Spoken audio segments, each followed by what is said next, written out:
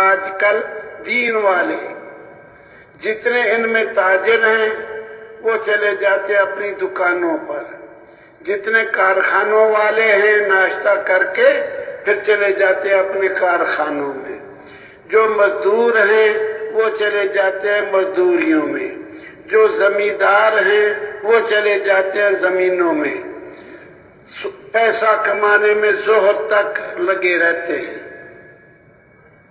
ظہر کی نماز اپنے کاروبار کے قریب کسی مسجد میں پڑھ لیتے ہیں، عصر بھی پڑھ لیتے ہیں، شام کو گھر آئے، عشاء کی نماز مغرب کی سنت کے مطابق، کھانا کھایا رات کا سنت کے مطابق، پھر رات کے وظیفے پورے کر لیے، سورۃ ملک پڑھ لی، آیت الکرسی پڑھ لی، تسبیحاں پڑھ لی، پھر سنت کے مطابق لیٹ گئے، اللہم بسمک اموت و احیا۔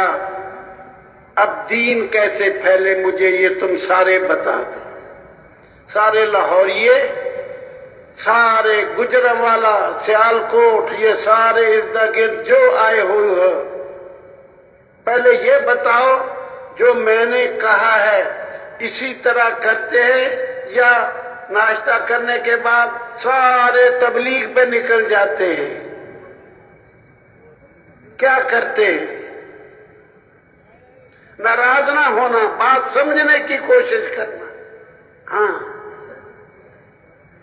اطاعت بھی نبی علیہ السلام کی ہم ادھوری کرتے ہیں۔ اطاعت کھانے میں اطاعت، پینے میں جیسے یہ سارا بتا دیا، لباس میں اطاعت، شکل داڑھی رکھ لی، سارا الحمدللہ، بہت مبارک، بہت مبارک۔ لیکن دین پھیلانے میں اطاعت یہ کون کرے گا؟ اب تھوڑی سی جھلکی یہ کہہ کے بات ختم کرتا ہوں۔